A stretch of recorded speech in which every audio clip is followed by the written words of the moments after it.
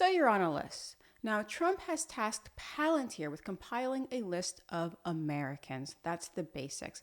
But we're on many lists, you say. We're on government lists, we're on corporate lists, we're on do not accept checks from this person lists. Some of you.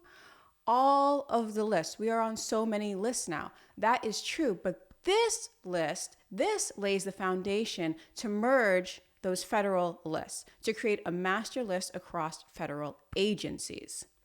I'll just read you a segment from this article from the New York Times. I'll link it at the bottom. You know the deal. Read it if you want more information.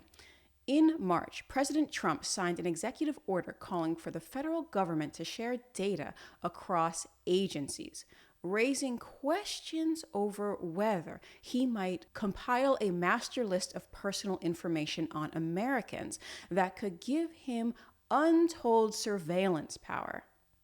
Mr. Trump, should be President Trump, Mr. Trump has not publicly talked about the effort since. But behind the scenes, officials have quietly put technological building blocks into place to enable his plan. In particular, they have turned to one company, Palantir, the data analysis and technology firm. I scroll down a little to the bottom and we see more of what's going down.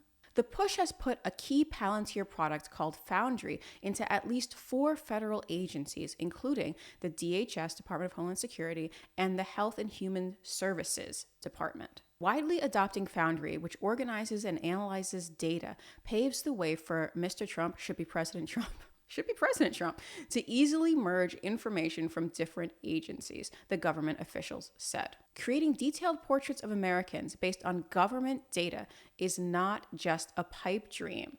The Trump administration has already sought access to hundreds of data points on citizens and others through government databases, including their bank account numbers, the amount of their student debt, their medical claims, and any disability status. Now, this article is from May 30th, and I will link it at the bottom so you can read it. Obviously, I do not have time to read the entire article right now. I just want to give you the gist of it so we can discuss it.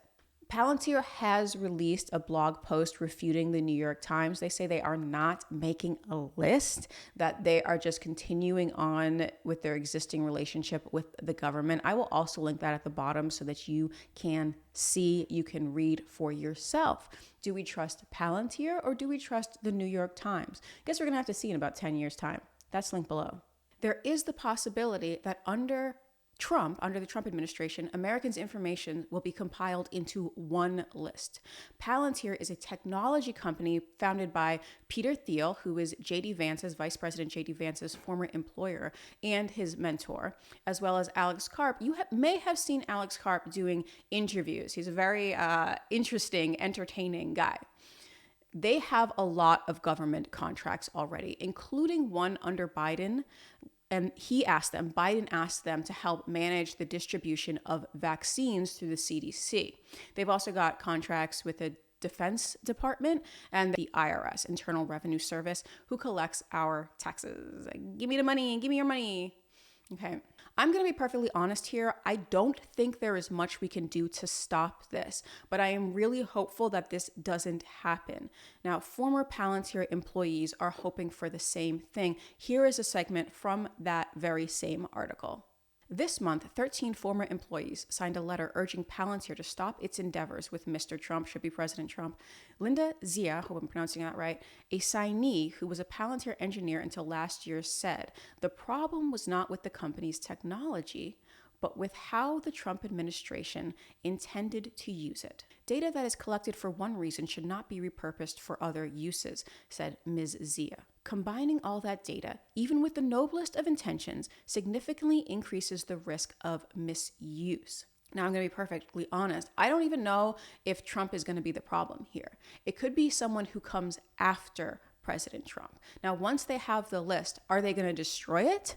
Once Trump leaves office, if he leaves office, are they just going to destroy that list? It will be at the mercy of whoever holds office or whoever has power over whoever holds office. So that list is just going to stay. Once it's developed, it stays. But let's be perfectly honest. This is not the first time our privacy has been infringed upon. Not even close. Remember Edward Snowden? He revealed in 2013 that the NSA, they were collecting citizens' information from tech companies. They were snooping around on all of us, and they were surveilling us. They were surveilling Americans more than they were surveilling Russians. Do you remember this? There was a movie. Don't worry, you don't have to read anything. I will also link the movie at the bottom, so you can just watch that and be informed. And you know what else? Few people actually cared. Snowden had to move to Russia. Finally, 7 years after the revelation in 2020, a federal court ruled that the program was unconstitutional. But he still had to move to Russia. I was actually shocked by how little public outrage there was. There was more awareness. I'm not going to say there wasn't more awareness, but most people, they just went on about their day. Wasn't that creepy? They didn't take to the streets. I really thought people would take a stand, that they would just say, stop, you cannot do this. That didn't happen. That did not happen. It never happens. It never happens. And do you remember years before that, the Patriot Act, which actually paved the way for the NSA surveillance that Snowden told us all about? The way that was passed was incredibly suspect. I'm not going to go into it in this video, but it was basically shoved through Congress after September 11th. That was in 2001. So yes, absolutely. A small group of politically aware people were up in arms about it. That happened. But the public at large just seemed to go along with it.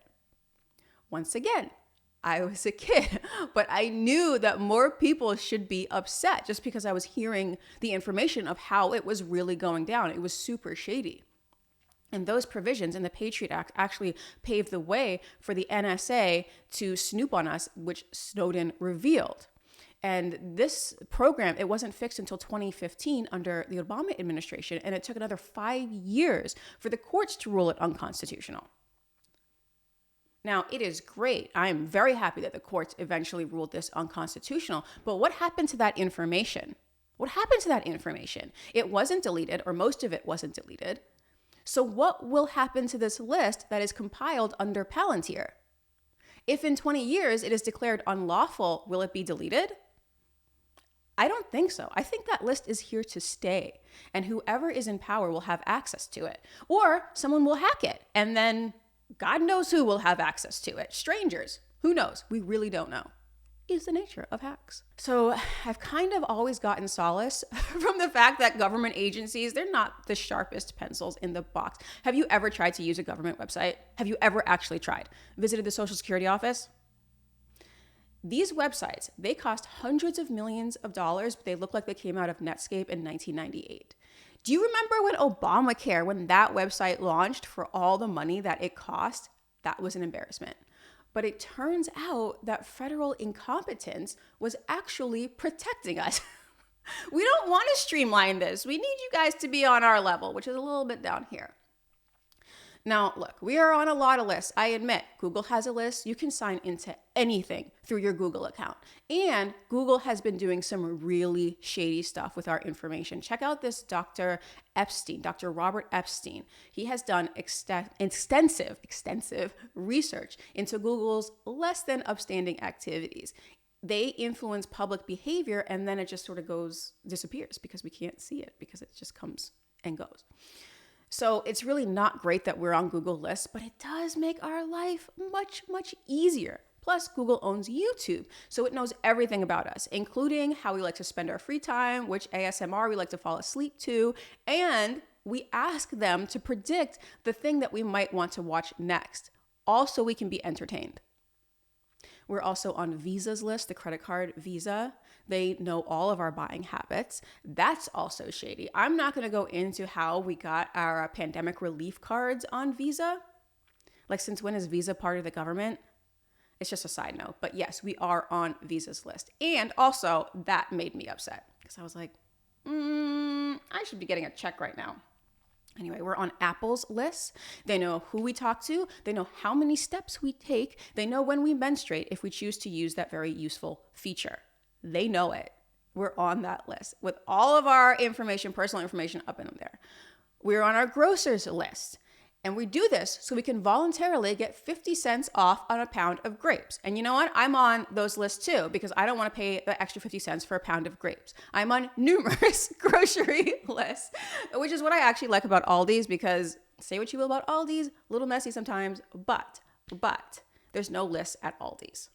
Everyone else, you have to get that card now, remember?